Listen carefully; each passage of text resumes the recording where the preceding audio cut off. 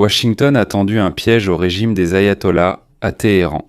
Donald Trump a déclaré que les États-Unis ne sont pas prêts à frapper l'Iran, car les ayatollahs ont promis à Washington de cesser la répression des manifestants. Et il y a même des informations selon lesquelles les pays arabes auraient dissuadé Trump d'attaquer l'Iran. Mais en réalité, ce qui se passe dans la région indique le contraire. Le Pentagone redéploie actuellement un groupe aéronaval du sud de la mer de Chine vers la zone du commandement central des États-Unis, couvrant le Moyen-Orient. Parmi les navires envoyés vers les côtes du Moyen-Orient, il y a le porte-avions United States Ship Abraham Lincoln, un sous-marin d'attaque et plusieurs autres navires. Des mouvements de troupes américaines sont signalés au Qatar. En Israël, la défense aérienne est en alerte et les abris ouverts. Simultanément, Reza Pahlavi, fils du Shah d'Iran déchu, a rencontré en secret l'envoyé spécial du président américain, Stephen Witkoff, pour discuter des plans de renversement du régime des ayatollahs. Dans le même temps, le ministère des Finances des États-Unis a officiellement constaté que la direction du régime théocratique en Iran avait commencé à transférer secrètement des millions de dollars hors du pays. Et toutes ces actions, il est difficile de dire que les États-Unis ne prévoient absolument rien. Je suis Alexei Petchi, discutons de ce sujet. Mais avant de commencer cet épisode, je vous demande de vous abonner à la chaîne, de mettre un like et d'écrire n'importe quel commentaire sous cette vidéo. De plus, abonnez-vous à ma chaîne Telegram Petchi News. Le lien se trouve dans la description de cette vidéo. Nous y publions des actualités en temps réel dès qu'elles arrivent. Alors, après la dernière déclaration de Donald Trump, beaucoup ont déclaré avec déception que Trump avait trahi les manifestants iraniens. Donald Trump a soudainement déclaré qu'en Iran, les meurtres auraient soi-disant cessé et que les exécutions de ceux que le régime iranien avait arrêtés lors des émeutes avaient été annulées. Aucune attaque prévue pour l'instant, selon Trump. Je suis sûr que si cela arrivait, nous serions tous très contrariés, vous aussi. Mais je viens tout juste de recevoir l'information que les meurtres ont été arrêtés, les exécutions ont été stoppées, il ne compte pas procéder à l'exécution dont beaucoup parlaient ces derniers jours. Aujourd'hui devait être le jour de l'exécution. Cependant, malgré la rhétorique apparemment conciliante de Trump, on observe une activité aérienne américaine importante dans la région. Au moins 6 avions ravitailleurs ont décollé en direction de la base aérienne d'Al-Udeid au Qatar dans la nuit du 15 janvier.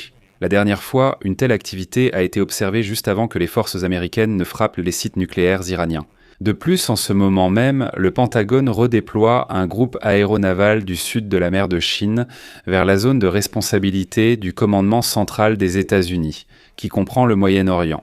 Parmi les navires qui se dirigent vers les côtes du Moyen-Orient, il y a le porte-avions United States Ship Abraham Lincoln, un sous-marin d'attaque et plusieurs autres navires.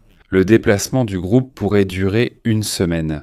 Le Pentagone a déployé le groupe aéronaval alors que les tensions entre Washington et Téhéran montaient.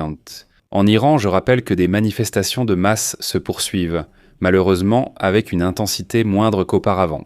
Le président américain Donald Trump a plusieurs fois menacé la République islamique de frappe si elle poursuivait la répression des manifestations. C'est aussi une réponse à ceux qui affirmaient que les États-Unis ne pouvaient pas attaquer l'Iran, ayant déplacé toutes leurs troupes au Venezuela. Cependant, le porte-avions Lincoln se rend toujours au Moyen-Orient. Trump exigerait des militaires un renversement rapide et décisif du régime des ayatollahs. Il paraît qu'il suffirait de frapper fort une seule fois pour qu'il ne puisse pas plus se relever, mais les conseillers de Trump craignent que le régime des ayatollahs ne soit pas si facile à renverser. C'est pourquoi il est rapporté que Reza Pahlavi, le fils de 65 ans du Shahanshah d'Iran, renversé en 1979, qui vit en exil aux États-Unis, a rencontré secrètement l'envoyé spécial du président américain Stephen Witkoff. Et lors des négociations, Pahlavi a présenté aux Américains un plan pour organiser la transition du pouvoir après le renversement du régime des ayatollahs, et Pahlavi lui-même l'a déjà déclaré publiquement. Et je vais maintenant citer ses propos. Ce projet que je dirige constitue une feuille de route pour la reconstruction économique de l'Iran et sa réintégration. À ce jour, plus de 100 experts nationaux et étrangers y participent. Je travaille également avec des entrepreneurs à succès et des personnes talentueuses du monde entier. Il faut aussi noter qu'actuellement, Pahlavi est une star de la télévision américaine et pourrait par ailleurs être un candidat avantageux pour Israël. Pourquoi donc ? Par exemple, selon Pahlavi, le programme nucléaire militaire iranien sera totalement stoppé. L'Iran sera un ami, une force de stabilisation régionale et un partenaire pour la sécurité mondiale. Citation. Le soutien au groupe terroriste cessera immédiatement. L'Iran libre collaborera avec des partenaires régionaux et mondiaux pour combattre le terrorisme, le crime organisé, le trafic de drogue et l'extrémisme islamiste. Outre la question nucléaire, Pahlavi promet un revirement radical de la politique étrangère, notamment en diplomatie. Les relations avec les États-Unis seront normalisées et, ce qui est le plus intéressant, le plan de Pahlavi prévoit la reconnaissance officielle de l'État d'Israël. L'Iran souhaite élargir les accords d'Abraham. Pahlavi promet aussi d'arrêter totalement le financement du terrorisme. En somme, ces forces par procuration règlent de nombreuses questions de sécurité au Moyen-Orient. En fin de compte, Pahlavi a déclaré que son plan n'est pas seulement un rêve, mais une voie concrète vers la stabilité, qui profite non seulement aux Iraniens, mais aussi à toute la communauté internationale. Voici une autre de ses citations. La chute de la République islamique et l'établissement d'un gouvernement démocratique laïque en Iran rendront non seulement la dignité à mon peuple, mais profiteront également à la région et au monde entier. Un Iran libre deviendra une force favorisant la paix, la prospérité et le partenariat. Mais même dans ce contexte, une déclaration retentissante a été faite par le ministre de la Fédération, le chef des finances des États-Unis, Scott Bessent. Je vais simplement citer ses propos. La direction du régime théocratique iranien transfère secrètement des millions de dollars à l'étranger.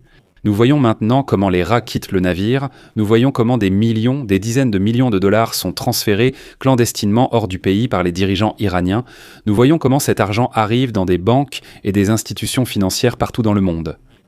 Le ministère des Finances des États-Unis surveille ces opérations, y compris les transferts bancaires et numériques. Nous allons surveiller ces actifs, et ils ne pourront pas les garder, a déclaré le ministre des Finances des États-Unis. Néanmoins, Donald Trump lui-même brouille à nouveau les cartes en public. Et Trump a déclaré que l'opposant iranien Reza Pahlavi fait bonne impression. Cependant, son véritable soutien à l'intérieur du pays reste incertain, je cite.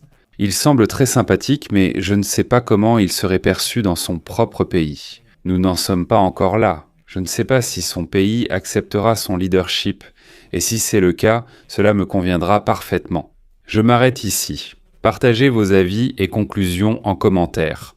Si cet épisode vous a paru intéressant et utile, vous pouvez soutenir le travail de cette chaîne YouTube par un don ou un abonnement payant via les liens et coordonnées dans la description de cette vidéo. C'est tout pour aujourd'hui. À bientôt à tous.